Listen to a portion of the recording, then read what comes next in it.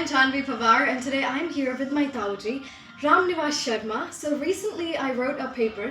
इन्होंने एक मूवी को डायरेक्ट किया था जिसका नाम था आठवां वचन। आठवां वचन एक ऐसी मूवी है जो कि कन्या भ्रूण हत्या के ऊपर है और हरियाणा में और हमारे देश में ऐसे काफ़ी कम काम होते हैं जिसके ऊपर कन्या भ्रूण हत्या पे ऐसे काम बहुत कम होते हैं कि उनको हाईलाइट करा जाए। तो मैंने एक ऐसा टर्म पेपर लिखा जो कि मेरे नैरेटोलॉजी वाले कोर्स के लिए था और मेरे टर्म पेपर का टाइटल था silence daughters and recovered voices and narratological study of female foeticide in Haryanvi cinema.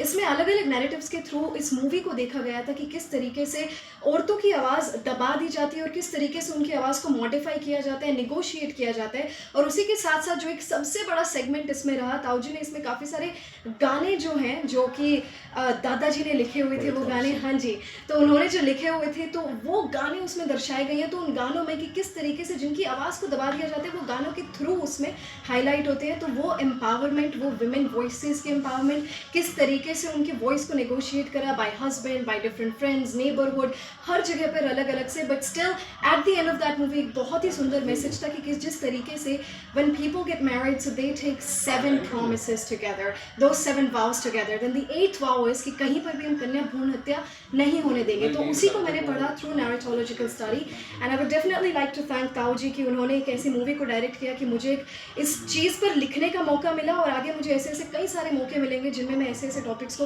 Highlight करूँगी and obviously with the help of such personalities. ये जानवी पीएचडी कर रही है, कौन से सब्जेक्ट में पीएचडी आपकी? मैं अभी इंग्लिश में कर रही हूँ, फोक लिटरेचर फ्रॉम IIT। तो इसमें ये कन्या भ्रूण हत्या कहाँ से आ गई बीच में? कन्या भ्रूण हत्या इसलिए आई यहाँ पर बीच में, तो हमारा एक सब्जेक्ट है नैरेटोलॉजी। नैरेटोलॉजी में जो है अलग अलग लोगों के पर्सपेक्टिव्स देखे जाते हैं कि किसका पर्सपेक्टिव कहाँ पर है, किसके आंखों के थ्रू हमें, किसके पर्सपेक्टिव के थ्रू हमें चीज़ें दर्शाई जा रही हैं। तो अब मुझे लगा कि क्यों ना अब हरियाणा के ऊपर मुझे काम करना है, फोक लिटरेचर के ऊपर काम करना है, तो क्यों ना कोई ऐसी मूवी देखी जाए जिसमें एक सोशल इशू तो है ही है जो कि आपने बहुत अच्छा लिया है और उसी के साथ साथ हमारी नैरेटोलॉजिकल स्टडी जो है वो मेरे मेन प्रोजेक्ट से जुड़ जाएगी। तो इस वजह से वहाँ से ये फीमेल पिटिशन पूरे देश में हो रही है। हाँ जी, ये अलग बात है कि हरियाणा में सबसे ज़्यादा। बिल्कुल, हरियाणा में सबसे ज़्यादा है। तो इसमें कुछ आपने ये भी कहा इसका समाधान क्या हो सकता है, किस तरह से वो कम हो सकती है, क्या उसकी सोच बदली जाए या कोई कानून के द्वारा क्या क्या प्रोस्पेक्ट है इसके अंदर जिसकी वजह से कन्या भ्रूण हत्या ना हो? सबसे पहले तो मूवीज़ में ही ऐसी कई सारी चीज़ें थी, जैसे करप्शन जो था वो बहुत ज़्यादा था कि डॉक्टर ही पैसे खा रहे हैं इस काम के लिए, तो वो करप्शन बहुत था, वो भी मैंने अपने पेपर में दिखाया। तो सबसे पहला सोल्यूशन तो यही था कि हम जितना करप्शन को कम करेंगे वो चीज़ अपने आप कम होगी। दूसरा ये होगा कि ऐसे ऐसे पेपर्स के थ्रू और ज़्यादा अवेयरनेस फैलती है और सिर्फ पेपर्स के थ्रू नहीं, ऐसी मूवीज़ के थ्रू बहुत सारी अवेयरनेस फैलती है कि आपको ये चीज़ें क्यों नहीं करनी चाहिए और साथ ही साथ अगर आपके घर में बेटी आ रही है तो वो एक कितना बड़ा प्रिविलेज है आपके लिए और कितनी बड़ी ब्लेसिंग है। तो अवेयरनेस, करप्शन कम और उसी के साथ जितने ज़्यादा लोग उसके बारे में हम बात करें, जितने ज़्यादा लोग इस चीज़ के बारे में और ज़्यादा अवेयरनेस फैलाएं, लोगों के साथ उसमें बात करें। क्योंकि आखिरी में मूवी में एक बहुत ही अच्छा जो सीन था वो ये था कि जो लेडी कन्या भ्रूण हत्या से एग्री करती थी सबसे ज़्यादा, वही अब लोगों को जाकर आखिरी में समझा रही थी कि क्यों ये आपको नहीं करनी है। तो इसी तरीके से धीरे धीरे ऐसे छोटे छोटे मोमेंट से अवेयरनेस फैलती जाती है। यही हमारी फिल्म का मकसद यही था कि जो सबसे ज्यादा कन्या भ्रूण हत्या कराती थी वो संदेश दे रही है समाज में जा जाके कि कन्या भ्रूण हत्या नहीं करानी चाहिए और वो एक जगह नहीं घर घर जाके पूरे हरियाणा में घूम घूम के पूरा संदेश दे रही है। ये हमारा मेन जो है उसका थीम था ताकि इस थीम के ऊपर हम काम करें।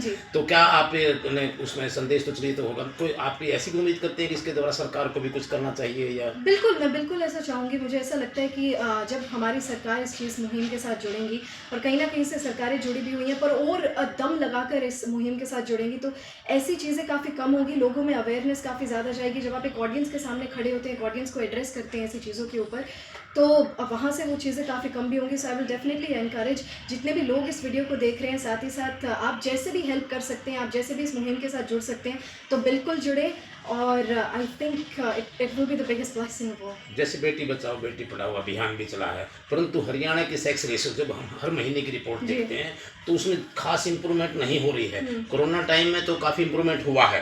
कोरोना टाइम में मैं ये मानता हूँ, कोरोना टाइम में तो लोगों ने डर के मारे अल्ट्रासाउंड नहीं कराया, जी। इसलिए वो हाँ जी। सेक्स रेशो थोड़ा सा ठीक रहा है। परंतु कोरोना के बाद अब देखते हैं फिर वही 900 से कम आ गया है, बिल्कुल आ गया। 860, हाँ जी, 870, हाँ जी, 890, वही आ गया। ऐसे हर महीने का ये आता है, कभी 860 है, कभी 870, कभी 900 से ऊपर नहीं पहुंच रहा है। जबकि प्रकृति का एक नियम है कि 1000 के पीछे 1100 लड़की पैदा करता है प्रकृति। हाँ जी, ये मैं नहीं कर रहा, ये स्टडी जी। है।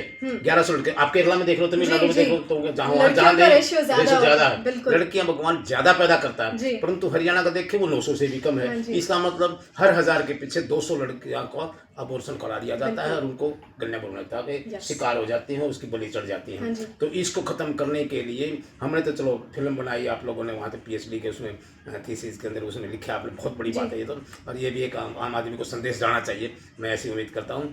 तो आप कोई ऐसा संदेश देना चाहेंगे कि भाई लोगों को क्या करना चाहिए? बिल्कुल, मैं ये ज़रूर कहूँगी कि सिर्फ इसलिए नहीं कि आप मेरे जैसी बेटी को देखें या फिर ऐसी कई सारी बेटियां हैं हरियाणा में और हमारे देश में जो कि अपने पेरेंट्स का, अपने परिवार का, अपनी सोसाइटी का नाम बहुत रोशन कर रही हैं, सिर्फ उस वजह से नहीं, because if there is a baby तो उसके पास भी वो हक है वो एजुकेशन लेने का। और मूवी में एक ऐसा गाना भी था जिसमें एक बेबी गर्ल जो है वो अपनी मदर के वूम से ये बोल रही है कि मेरे को प्लीज मात मरवाइए ना, क्योंकि मुझे हिंदुस्तान देखना है। तो मुझे लगता है हर एक बच्ची के पास, हर एक बच्चे के पास ये हक होना चाहिए कि वो बाहर आए, वो पढ़े, वो अपने देश को देखे, अपनी सोसाइटी को जाने, और फिर आप उसे ये भी मौका दीजिए कि वो आपका नाम रोशन करे। वो बेटी ये नहीं कहती मुझे संसार देखना है, वो कहती हिंदुस्तान, क्योंकि हिंदुस्तान से उसको प्यार है जी। वो हिंदुस्तान की बेटी है। वो कहती है कि मुझे तो हिंदुस्तान देखना, मैंने संसार का क्या लेना देना, तो मुझे हिंदुस्तान दिखा दो, मैं अपने देश को देखना चाहती हूँ। ये ऐसा संदेश है। चलो बहुत बहुत धन्यवाद बेटे, बहुत बढ़िया आपने ऐसा काम किया। Very good.